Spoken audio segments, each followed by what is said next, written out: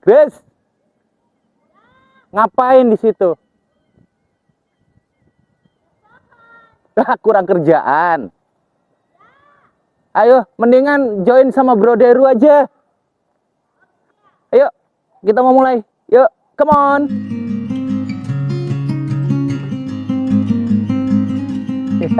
Stop. Jangan tabrak Bro Deru, oke? Nanti lecet. Apaan sih, kayak kita mau berbaris aja. Emang ngapain tadi di situ? Ngeliatin pohon, langit tuh lagi cantik banget langitnya. Pakai make up? Enggak aja. Juga, lipstick aja. Langitnya? Mungkin. Oh, indahnya. Enggak, baru ngomongin channelnya Bro Deru. Oh, Bro Deru. Jangan lupa dong view, like, and subscribe. Harus. Share dong. Oke. Biar semua juga kebagian apa yang Bro Deru sekarang. Nah, terus iya dong sekarang. Masa nunggu sampai tahun depan? Oh iya benar. Oh iya. Kita jumpa lagi bersama Bro Deru dan juga Carlos dan Chris. Cuman mereka mau pergi. Nggak apa-apa ya. Sama Bro Deru aja. Bye. Bye. Bye Bro Deru. Bye. Be safe. Ya, kita jumpa lagi dalam edisi terbaru Bro Deru. Hari ini kita mau bicara tentang jembatan hati. Oke. Minta maaf tadi Bro Deru agak teriak-teriak karena posisi Grace jauh. Jadi Bro Deru harus memanggil dia dengan suara yang agak keras. Teriak, minta maaf. Ya, bicara soal ngomong yang keras, teriak, ada satu kejadian. Kejadiannya tuh begini. Ada dua orang yang sedang berbicara dengan nada yang tinggi. Keras, teriak-teriak gitu. Jaraknya mungkin cuma 1 meter, dekat berhadapan. Tapi mereka bicara dengan cara yang keras, berteriak-teriak. Mukanya muka marah, mengerikan. Serem juga ya. Terus nggak ada bahasa tubuhnya tuh jelas-jelas ngotot. Tak ada yang mau ngalah. Bro Deru pikir. Tapi kemudian, oh iya ya. Kalau mau belajar dari jarak antara Bro Deru dengan Grace, kemudian Bro Deru untuk bicara dengan Grace harus teriak. Ya masuk akal. Kenapa masuk akal? Karena jarak kami jauh. Dan Bro Deru harus teriak, Grace pun berteriak untuk menjawab pertanyaan dari Bro Deru. Sedangkan tadi ketika Bro Deru bicara dengan Carlos, jarak kami dekat. Sehingga kami ngomong ya biasa aja suaranya dan enak saja. Menggabungkan, menyambungkan semua kejadian-kejadian yang ada tadi, Bro Deru jadi mengerti bahwa ketika seseorang itu marah kepada orang lainnya, atau mereka saling memarahi, saling sakit hati, saling tidak enak hati, tidak enak perasaan, cara bicara mereka cenderung, tidak semua, memang tidak semua, ada yang diem, ada yang mandek, ada yang ngambek, ada yang kemudian mukanya tenang tapi hatinya bergejolak, pikirannya udah marah. Tapi kebanyakan bertengkar, beradu argumentasi, ngotot, dan nada suaranya pada tinggi. Bahasa tubuhnya menunjukkan sikap yang sedikit agresif atau mungkin agresif. Kenapa itu bisa terjadi?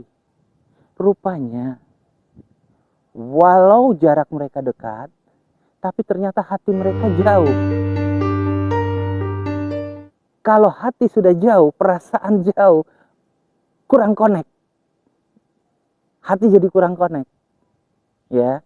Jadi tanpa disadari mereka memaksa nada suara mereka dengan semua gejolak perasaan mereka yang penuh kemarahan itu untuk bicara satu dengan yang lain. Tetapi yang terjadi adalah komunikasi dengan suara dan nada yang tinggi. Oh, jadi mengerti. Oh, rupanya ini yang membedakan. Kalau orang dalam hubungan yang sedang baik-baik saja, ngomongnya enak, kita ketawa lepas walaupun suara keras, tapi bahasa tubuh kita, air wajah kita, mimik kita, itu semuanya fresh, enak. Kalau kita lagi marah, lagi tidak enak hati pada seseorang, atau saling tidak enak, terus meledak begitu, cenderung walaupun jarak kita dekat, berhadap-hadapan atau mungkin bersamping-sampingan, kita bisa ngomongnya sambil bentak-bentak, teriak-teriak. Ya, nggak semua. Kembali lagi Bro Deru ingatkan, nggak semua. Tapi banyak kasus seperti itu. Dalam hal ini, Bro Deru ingat, ada satu pengajaran yang mengatakan begini. Hendaklah jangan sampai kemarahanmu belum surut hingga matahari terbenam. Atau yang lainnya juga berkata bahwa begini. Hendaklah ketika engkau marah jangan berbuat dosa. Biasanya kalau kita marah kan kita habisin orangnya, kita labrak orangnya, kita benci orangnya, masuk di hati, masuk di pikiran, kita nggak akan lupa. Gue simpen lu baik-baik, gue inget semuanya. Ya ampun, kalau mau disimpan, simpen duit aja. Bro Deru bercanda.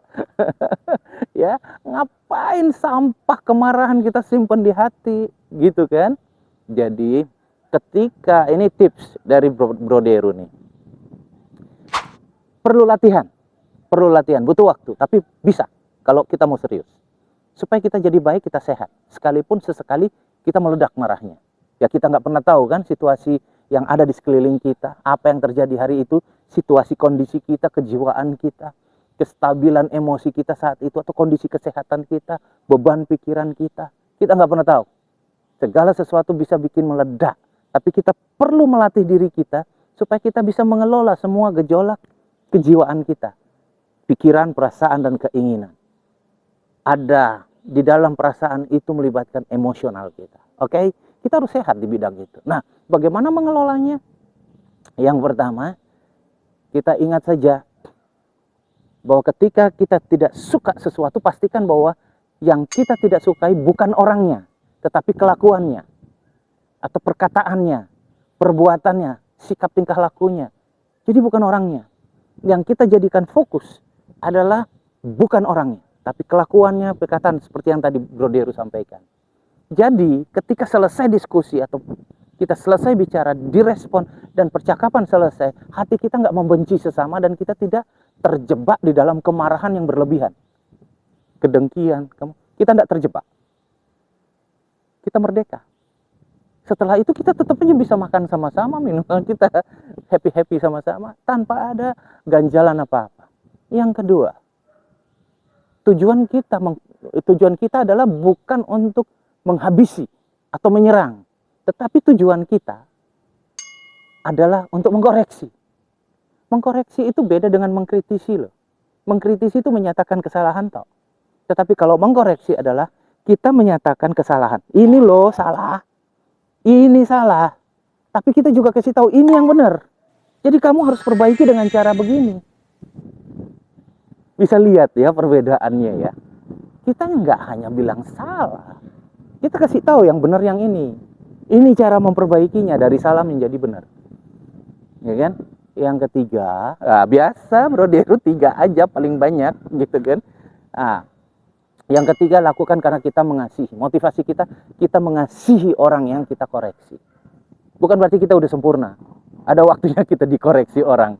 Dan waktu kita dikoreksi orang, ya, ingat, jangan pasang kesombongan kita melampaui segalanya.